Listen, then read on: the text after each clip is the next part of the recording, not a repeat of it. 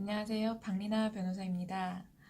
오늘은 형사상 집행유예 요건에 대해서 한번 설명을 해드릴까 합니다. 어, 테레비를 보다 보면 집행유예 선고가 났다, 실형이 나지 않았다 이런 부분들에 대해서 이제 많이 나오는데요. 물론 중형이 선고되어야 하는데 집행유예가 선고된 경우에 많은 이제 국민들이 화가 나시기도 하고 왜 저런 경우에 집행유예가 나왔지? 라고 궁금해하시는 경우가 간혹 있습니다.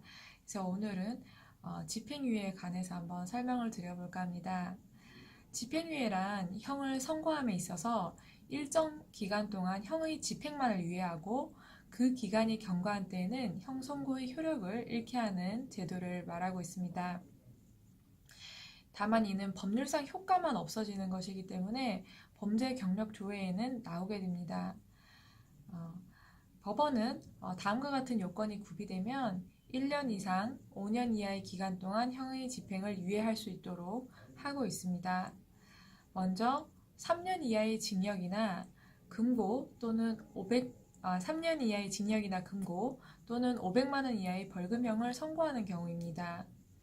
과거 벌금형의 경우에는 집행유예가 되지는 않았으나 2018년 1월 7일부터 시행되는 개정형법에 따라 3년 이하의 징역이나 금고 또는 500만 원 이하의 형을 선고할 경우에는 집행유예를 할 수 있도록 변경하였습니다. 경제적인 어려움이 있는 경우에 집행유예를 이제 할 수 있도록 사실 한 부분이죠.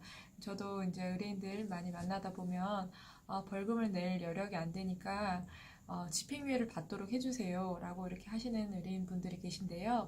사실 집행유예가 벌금형보다 무겁기 때문에 벌금형을 선고를 하여야 하는 사건에서는 집행유예를 마음대로 판사님이 선고를 하실 수는 없는 것입니다. 그래서 벌금형으로 따지면 더 가벼운 것이기 때문에요. 근데 벌금형의 경우에도 다음과 같이 집행을 유예할 수 있도록 변경되었기 때문에 판사님이 집행유예할 만한 사정을 판단을 하시고 집행유예가 가능하다라고 될 때는 벌금형의 경우에도 집행유예를 할 수 있도록 하였다는 것이죠.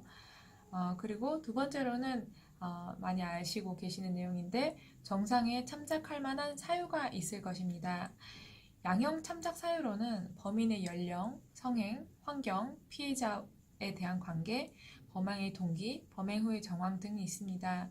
그래서 범인이 매우 연로하다든지 아니면 매우 어리다든지 그리고 초범인지 아니면 전과가 많은지 그리고 피해자와 관계가 굉장히 평소에는 돈독한 경우였는지 평소에는 굉장히 신뢰를 쌓고 있는 관계였다든지 또는 범행의 동기가 굉장히 경제적인 어려움에 의해서 피치 못할 사유로 범행을 하게 되었다라든지 그런 부분들을 그리고 범행 후의 정황에 있어서는 범행 후에는 피해를 회복을 했다라든지 말하자면 5천만 원을 사기 범행으로 사기를 쳤는데 피해 금액인 5천만 원 이상 다 변제를 했다. 라든지 피해 회복을 원만하게 잘 했다는 것이죠. 이런 경우에는 정상에 참작할 만한 사유가 있는 것으로 판단을 하고 있습니다.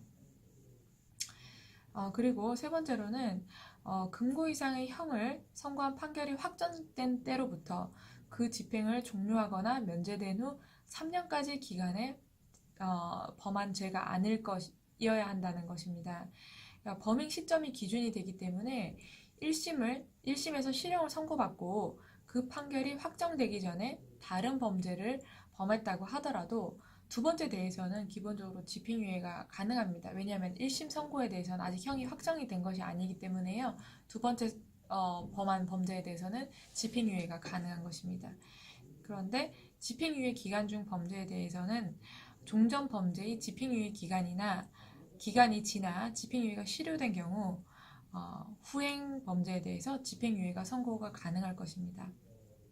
이 부분의 말씀은 뭐냐면 집행유예 기간 중에 죄를 다시 범하였다면 그 죄에 대해서는 집행유예 기간이 지나고 났다라면 다시 집행유예 선고를 받을 수 있지만 집행유예 기간 중에 판결 선고까지 확정이 되어버린다면 집행유예는 날 수가 없다. 날 확률이 적다. 이런 말씀을 드릴까 합니다. 그래서 사실 집행유예 기간 때문에 집행유예가 유예 기간이 지날 수 있도록 그러니까 집행유예를 다시 한 번 더 받을 수 있도록 종전 범죄에 대해서 집행유예 기간을 지나갈 수 있도록 판결을 끌어주세요. 이런 부탁도 사실은 의뢰인분들이 많이 하시는 부탁 중에 하나입니다. 그럼 오늘은 집행유예에 대해서 설명을 드려보았고요. 다음 시간에는 다른 형사사건이나 다른 사건들에 대해서 또 설명을 드려볼까 합니다. 도움이 되셨으면 구독 부탁드리겠습니다. 감사합니다.